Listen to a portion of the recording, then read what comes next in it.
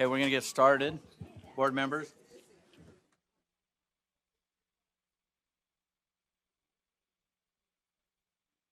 I think I've lost our crowd. Where's my whistle? Or is there an eraser in the room? I'll work the gavel again. Board members, if we can wrap up your conversations, we'll get started. Thank you. All right, we're gonna dive right back into our agenda. The next item is our superintendent's report. Superintendent. All right, it's time for Hey, order in the back. it's time to acknowledge our student artwork, and our students happen to be USBE employees. And you know, we get little glimpses of their talent where they'll post something on social media, or we'll hear about a project that they're working on. And I am so pleased that Kathy Jensen saw fit to put this together, and appreciate her follow through and working with staff. So with that, we'll turn it over to Kathy Jensen.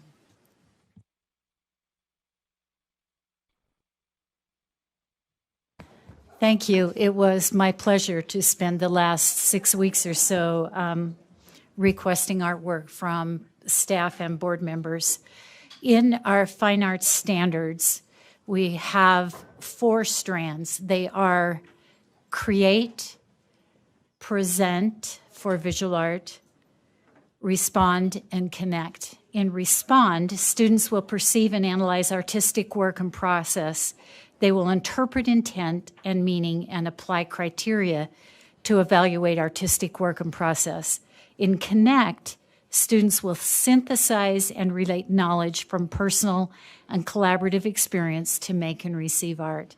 They will relate artistic ideas and works with societal, cultural, and historical content to deepen understanding. So today I'm going to ask you to be the students.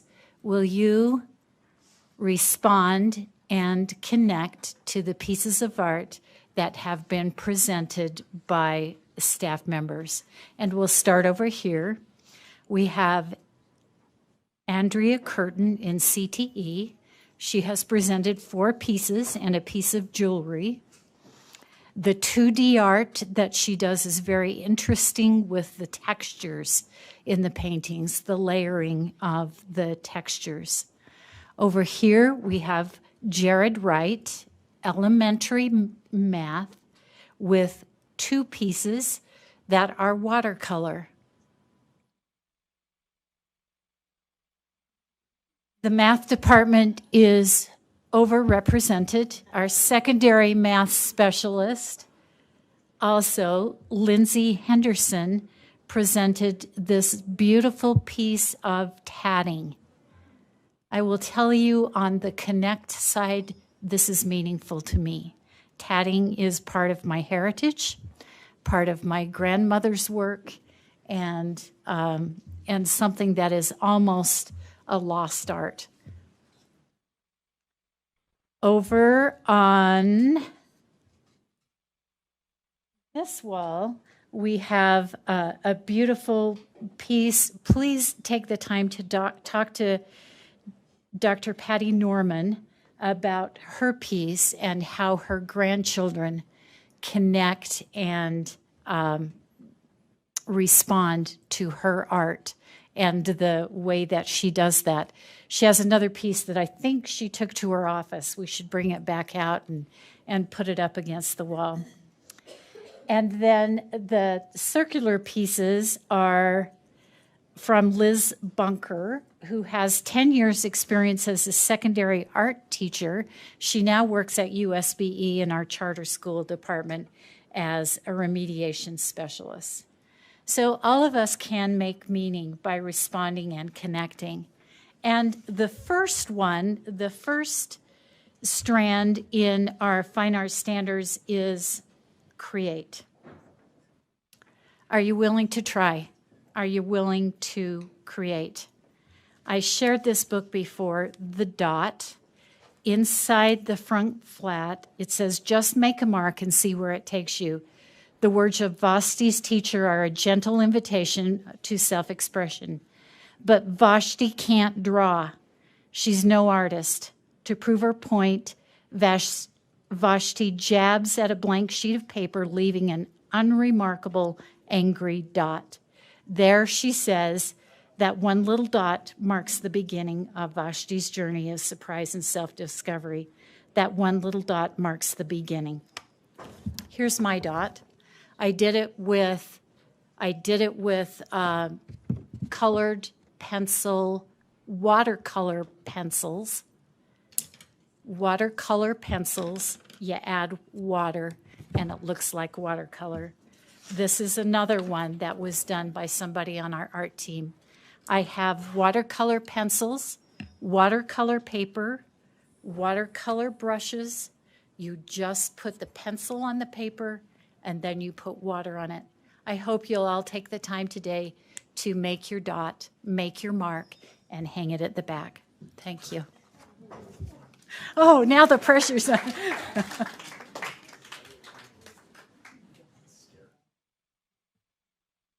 Thank you, Kathy. Are there any questions or comments from the board chair, Huntsman?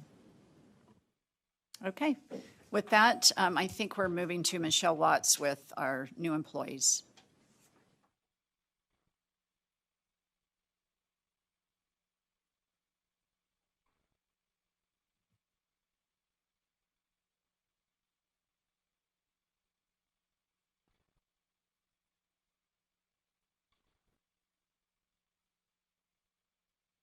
There we go. Hi, good morning. I'm Michelle Watts, HR Director for USBE. Let me just bring this up.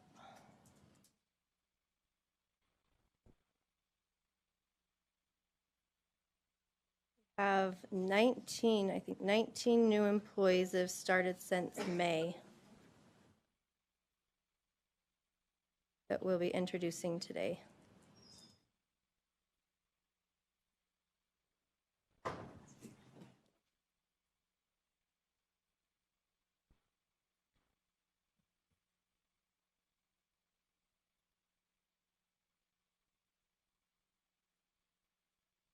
So Director Watts, if you're having any challenge, we have this NASCAR IT team that will just come in here, rush in. Nope, there you go. I think we're good. Just need to be able to type faster, so.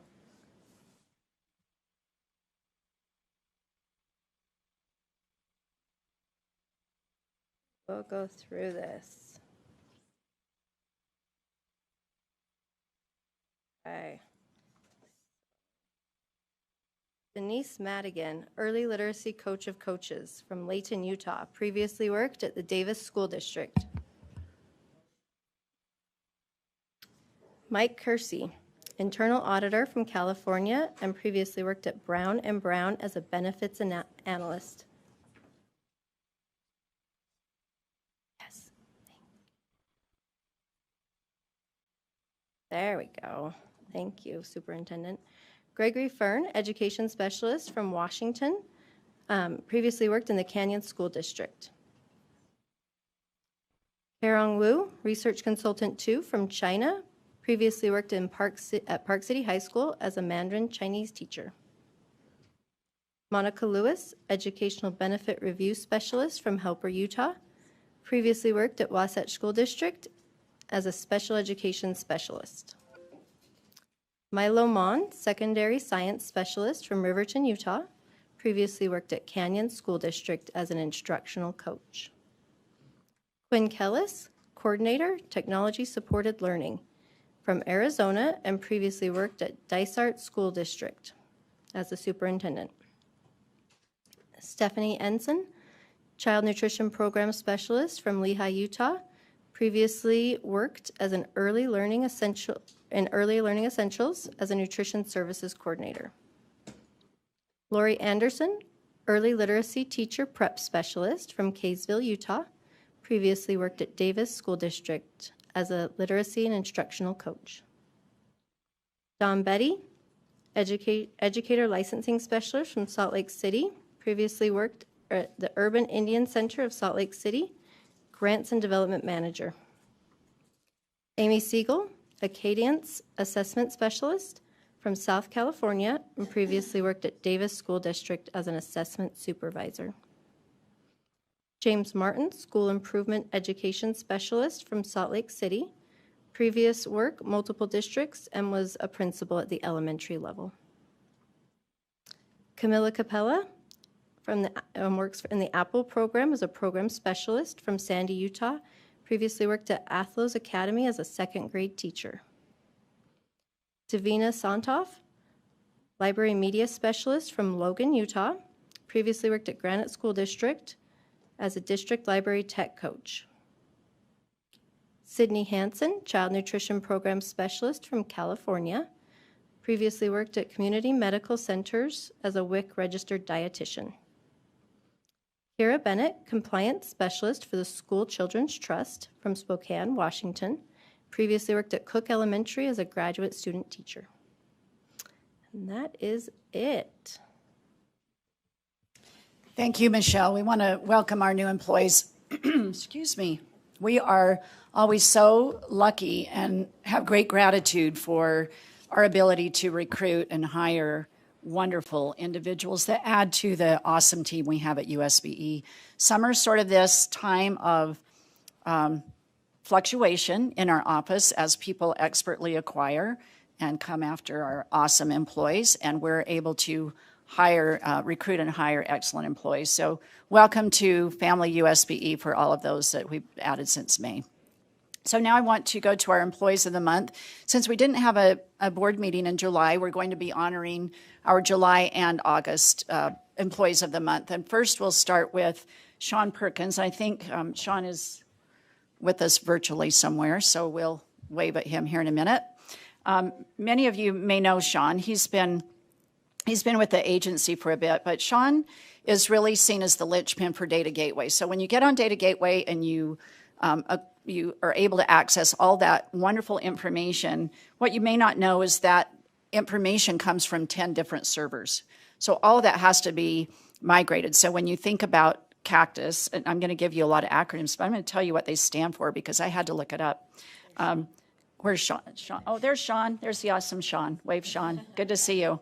So some of these systems include Cactus, which stands for Comprehensive Administration of Credentials for Teachers of Utah Schools. And that acronym's been around a long time. UTREX, which stands for Utah E-Transcript and Record Exchange. Another one that we've added in the last few years would be PEEP and KEEP, and that is the kindergarten, pre-kindergarten entry-exit profile, and of course many others. So those 10 servers have to speak to each other, and that migration of all of those, especially when we do updates, Sean is really the linchpin that makes all of that happen. And he has executed all of this so flawlessly and did it in half the time that we allotted for this project and the migration. So it really, by that migration and transferring all of that, it enabled them to really troubleshoot more quickly and applying these web server applications and networking configurations. And, you know, I could give you all of these technical things that Sean does, and you would know that I'm just an imposter when I get into the technical work. But I will tell you about Sean the person. So Sean is so well respected by staff. He's that smile you see in his picture. I know he's a little bit nervous now because we're talking about him, which he hates. But Sean is just so pleasant and so helpful and always willing to lean in and say, let me help you, let me try, let me tackle this. And we just so appreciate Sean's attitude, his technical expertise, and his devotion to the mission of helping kids succeed. So congratulations, Sean, and thank you.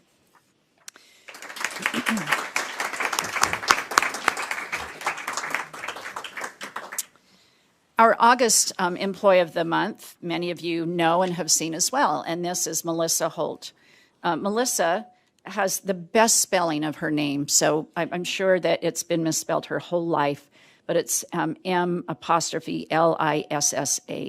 And she is an outstanding human being and contributes so much to our agency. She supports both the data privacy team and the data and statistics team. And we just feel like she supports all of us. I mean, Melissa just shows up in every corner to support everyone. And she's been part of our Employee Action Committee and just really pays attention to the overall tone and culture of our agency. But she's been consistently stepping in to ensure that the budget and contracts are up to date and accurate. And, we had an employee that was out on long-term medical leave with the statewide longitudinal data system, and she really just stepped in and did whatever she could to make sure that she gained all this knowledge so that she could assist. It wasn't just let me mess around the edges, but she really tried to gain some deep knowledge so that she could help with that system. And then, as people retire, again, she's taking the initiative to say, well, let me step in and learn how to be a financial analyst. So I just love that Melissa is always growing and trying to weigh in wherever she can. And she's just such a valuable part of our agency. I think everyone when Melissa comes into the room, everyone lights up and smiles because that's who Melissa is. She just brings that to every setting. So congratulations to Melissa Holt.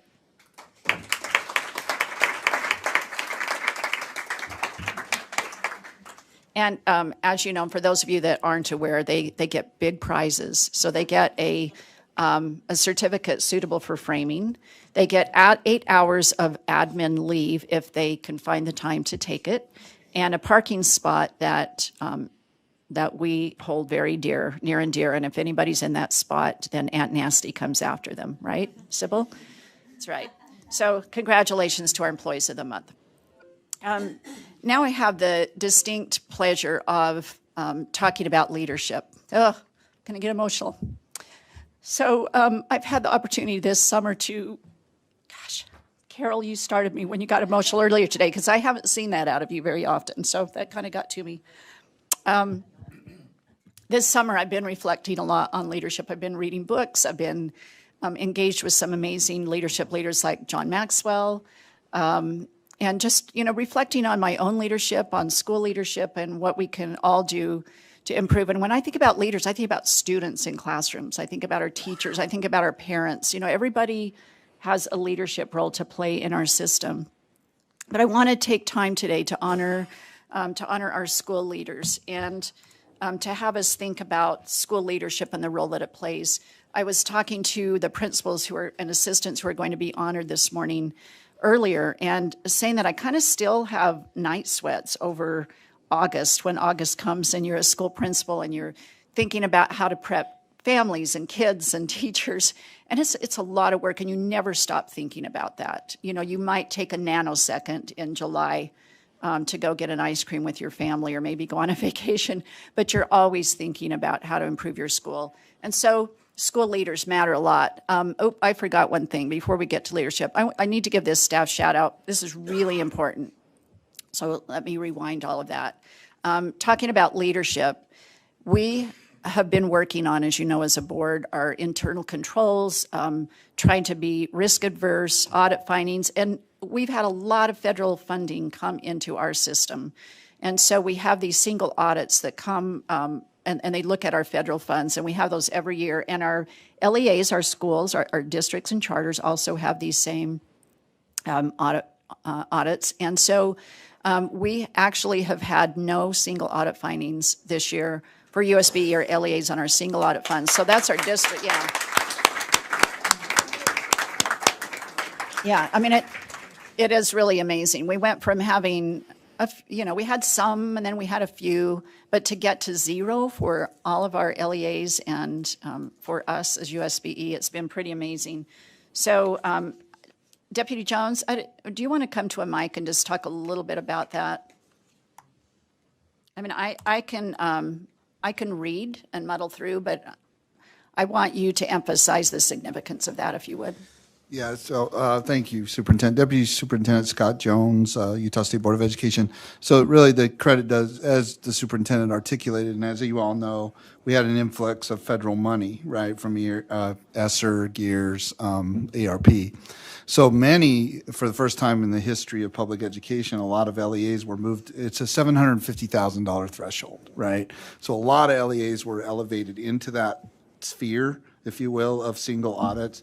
Zero findings for your LEAs. That means your business administrators are just, and I've always said this, they're all phenomenal, but in the face of such, injection into the system and the controls and things that they've put into place, it just echoes how just well run Utah public education finance is at the local level and at our level. We had zero single audit finding here too by the Office of the State Auditor. So that's just, the credit does go to the LEAs though, because as you know, we pass through that money to them. So we're on the hook for it too, but they're the subrecipients. And so all the monitoring, the systems, the grant management system has made a huge difference in the ability for us to control and manage funds effectively. So again, the credit goes to your LEAs and your business administrators. So thank you, Superintendent. Thanks, Deputy Jones. I appreciate that detail. Thank you. So I love sports, and I particularly love, one of the things I love about fall is football. I love college football. I kind of follow the pros, and I love high school football.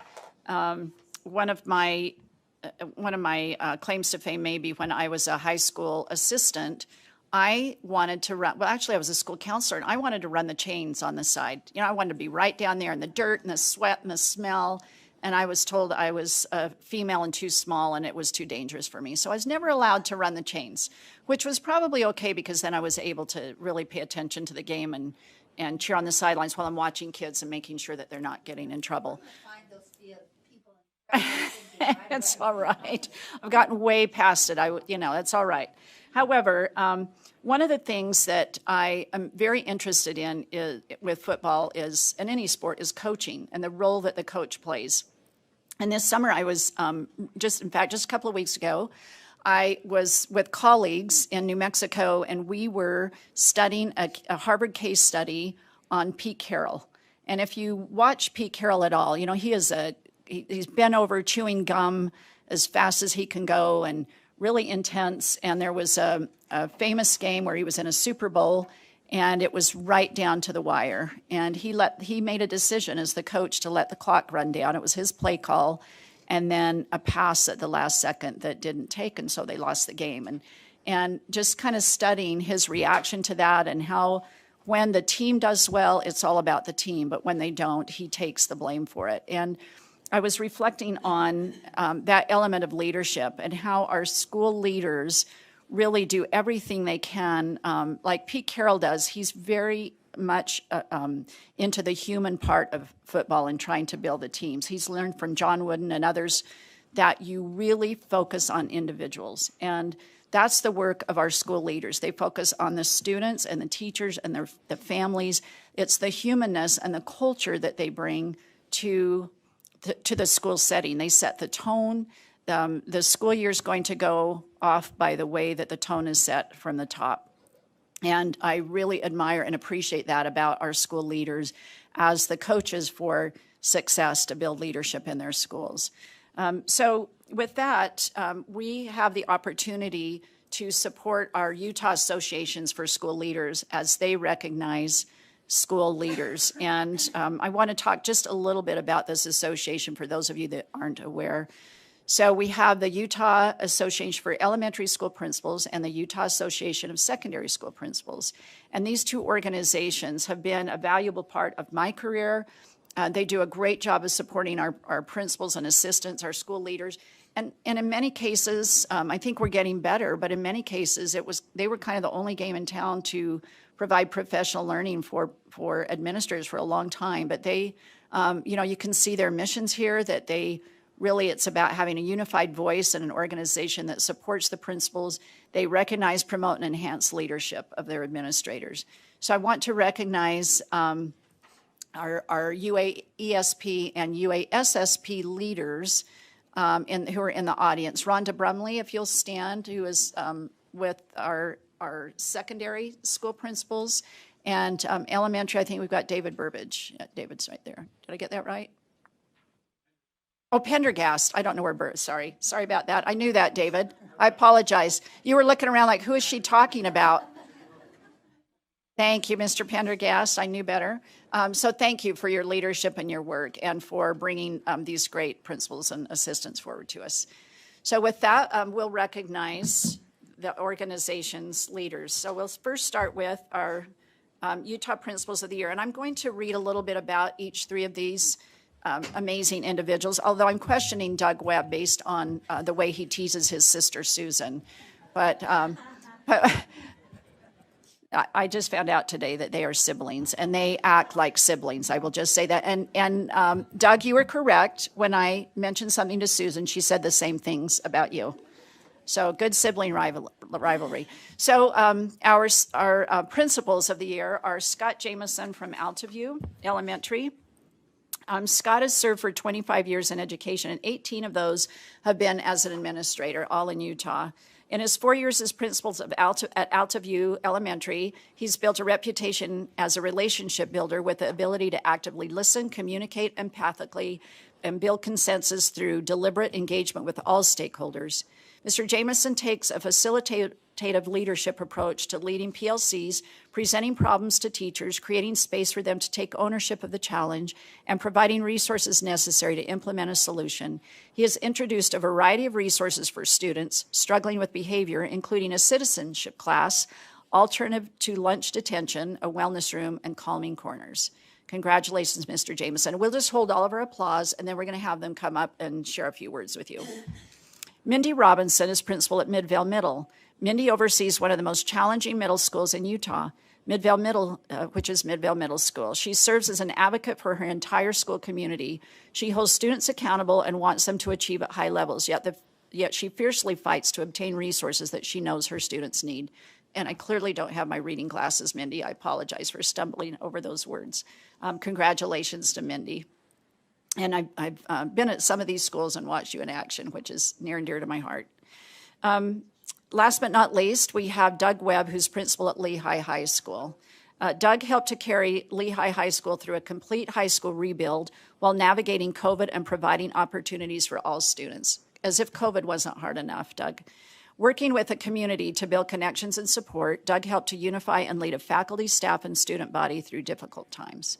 Congratulations. So let's have the three of you come up here to the mics, and we've prepped them with some prompts that we want them to respond to. So come on up.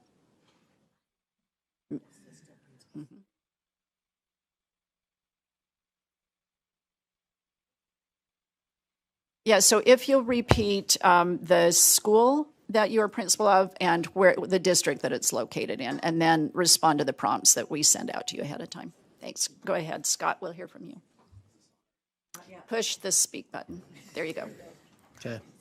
Scott Jameson, principal at Altaview Elementary in Canyon School District. And the biggest thing I would say is you know, behind a successful principal is a whole village of people that are helping. And I can't believe the impact that people have had on me throughout my life with good mentors, but also with teachers and achievement coach and other support staff down to the lunch ladies, custodians, you name it, that have made such a difference. And that's really what it's about. It's about everybody working together to help do what's best for kids, and that's what I'm so grateful for. Kind of exciting. I'm Mindy Robinson. I am principal at Midvale Middle School from the Canyon School District, and I love education. Years ago when I decided I was going into it, I've always wanted to help students, and especially as a leader to help teachers. I think we've had very challenging years. I especially love the students who don't always have the people advocating for them. And at Midvale Middle, I've had an incredible opportunity to get to know a community, families that need us. And so thank you for your work, because every day I look forward to going to work. Some days I have no idea what I'm doing at work because it's exciting, it's new, and that's what makes leadership amazing. But recently I had a former student return, not one you would ever guess return. It was 2 weeks ago, and they're like, he's here to see you. And I'm like, okay, hold on. And when he said to me, he said, just thanks. He's like, you're my safe person today. And this is 2 years after he graduated from high school. So we're doing amazing work, and I'm grateful for the support, but I love being a leader. Well, thanks for letting us be here, and thanks, Superintendent. I'm humbled to be here. I represent all the principals as far as all my mentors and all those who have taught me so much. And honestly, the students teach me more than anyone, and I learn from them, and I'm a better leader because of them. I wish I could take all the accolades, but we did win the K-12 Construction Project of the Year this past year, and that had nothing to do with me. There's just two things I'd like to share. One is that a lot of my success is most of you have an Alexa at home. I have an Alexa at home too, and that's my wife. And our Alexa tells me what to do, and because of her, I am a better leader, and I am better in everything that I do. Our goal, and I think the goal for all educators, is that every student that walks through our door has an adult that wants to see them be successful and wants them to be prepared for the future. And if I have any legacy ever, it will be that no student ever walks in any school that I am at thinking there isn't an adult that's happy to see them. I want everybody to know that there is an adult ready and wanting to help them, and are excited that they're there today. So thank you for this honor, and it's very humbling. Thank you so much. Let's give him a round of applause.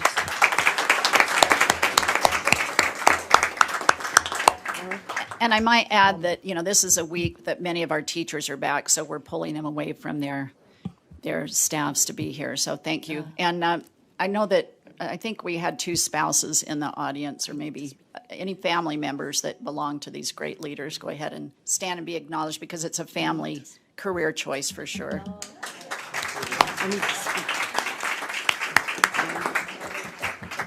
Yeah.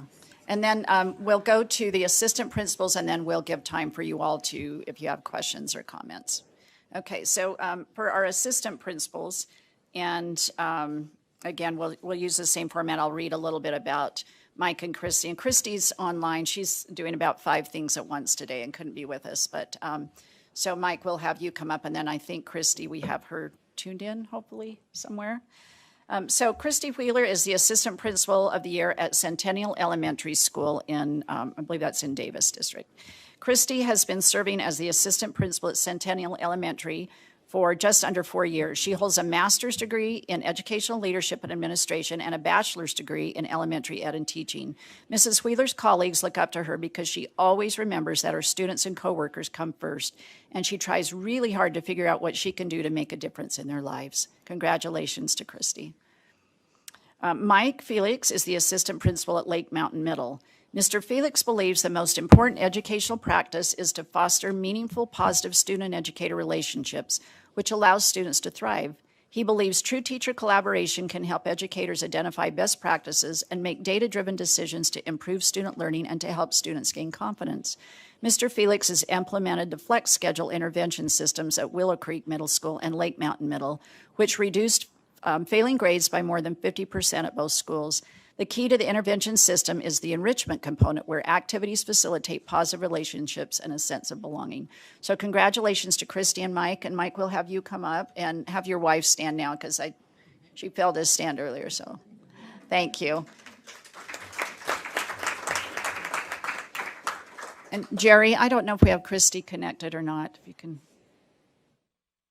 So you might be flying solo, Mike. So go ahead with responding to the prompt that we gave you. First, I'd just like to thank all of you for the work you do to help my teachers and my students, help them thrive. What we do and how we set up things, policies, create safe spaces for them, and I appreciate all that you guys do. I love junior high. Not a lot of people say that, but I've even told district leadership I never want to leave the junior high. My wife says it's just because I'm immature, but I love being a part of helping them figure themselves out. It's such a hard age, and helping them realize that we all make mistakes, and those mistakes don't have to define them. It's not who they truly are, and they can learn from them and move on. And I love helping teachers help their students gain confidence through their curriculum and realize that they can do this and they can do whatever they set out to do. Like Doug said, similarly, I really appreciate those who have helped shape me, administrators, teachers, parents, students who have influenced me and inspired me to be better. better for them, to help them meet their needs and grow as individuals. And I have the best job. I love being a middle school assistant principal. Thank you, Mike, and congratulations. And looks like we didn't get Christy connected, so maybe we can have her come back. Thank you, Mike, and congratulations. So before we turn time back to the board, I would like anybody on the board or in the audience who has been a school assistant principal or principal to stand and be recognized, because you'll be surprised at how many there are in the audience.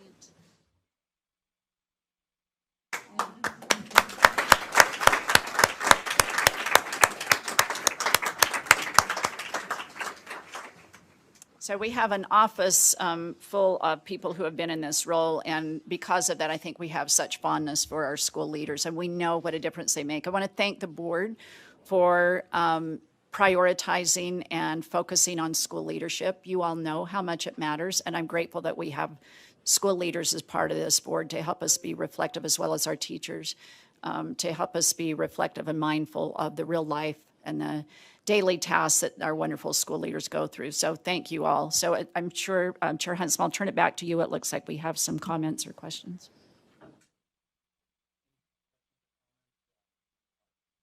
Thank you, Chair. It's going to be hard for me to, I don't know what it is about today, but as we heard the student this morning talking about you need others in order to be independent.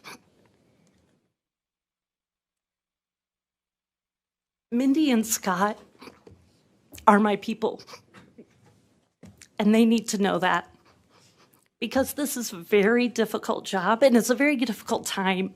I need to tell you something more words that were said about them.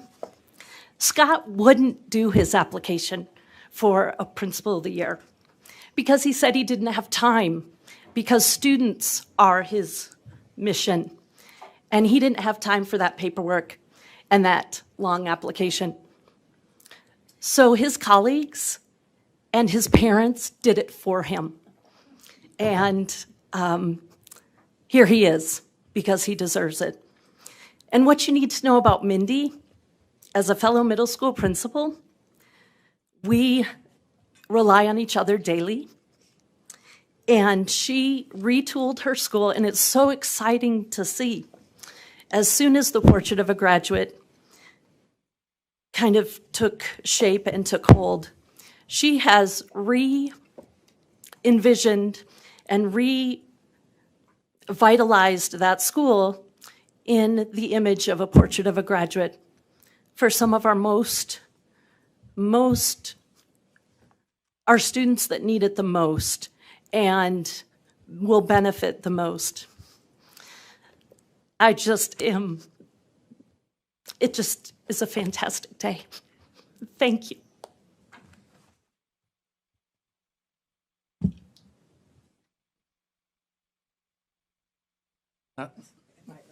Our Oh, microphones there are you go. mixed I've up. got to look, it's not cued in the way that I want, so I have to look for it. Vice Chair Davis. Well, Doug and Mike and Christy, you are my people, but I won't cry because I got all my tears out in an earlier session today. Man, it's been a hard day on this board. A wonderfully, beautiful day. But I will say I'm just so grateful to be a part of everything that you do for our students and all of you. And Mindy started teaching at the school where two of my kids attend right now. So I'm going to kind of claim you a little bit too. But I remember when Lake Mountain Middle School was opening and they were behind schedule and had to start in these trailers in another school across town. And I just remember all the administrators, Mike and included, just making the best of it and pulling everybody into this other campus and then moving over to their own school. And I remember going just a couple of days before the move-in, and it was like frantic, but all their families were there helping. And it really is, when you work in education, you're not working by yourself. It's a family job, as anybody knows who has worked in this space. And so I'm just so grateful to all of you and your families and the service and sacrifice you give to Utah students. And I will also say that Christy Wheeler was one of my student teachers at UVU. So that so severely dates me, I guess. But it's exciting and fun to see these wonderful educators and the difference that they're making for our Utah students. If there's anybody else. Not seeing anyone here on the monitor or lights up, so Superintendent, you. Yeah, I guess I would thank you, Chair Huntsman, and thanks to board members for recognizing and supporting our school principals. The last 3 years, you all know this. I mean, they've just been in some ways pure hell. I don't know how else to frame it. And, it was one thing to go through COVID and navigate uncharted waters. Talking about uncharted waters this morning when we heard from the students, that is how our school leaders faced COVID, because we just didn't know, and they had to make decisions, and some worked and some didn't, but they were the sole person who were trying to work with parents in making decisions for kids and schools and schedules. And last year, we've heard time and time again, was even harder. So I want to personally commit to our school leaders, and I hope we will as a board as well, that we will commit to do what we can through policy to support our school leaders, to help ease their burdens and make their roles one where they truly can focus on creating cultures and ecosystems of support for their teachers and students to do their very best. So I hope that's our collective commitment to you all. And we know that you here represent the many school leaders out in the system, but it's something that's critical for us to continue to have quality education in Utah. So thank you from the bottom of my heart and from the board for all that you do. And that's for all of the school leaders in our system, particularly those of you who have been honored today to represent your colleagues. Thank you. That concludes my report, sir.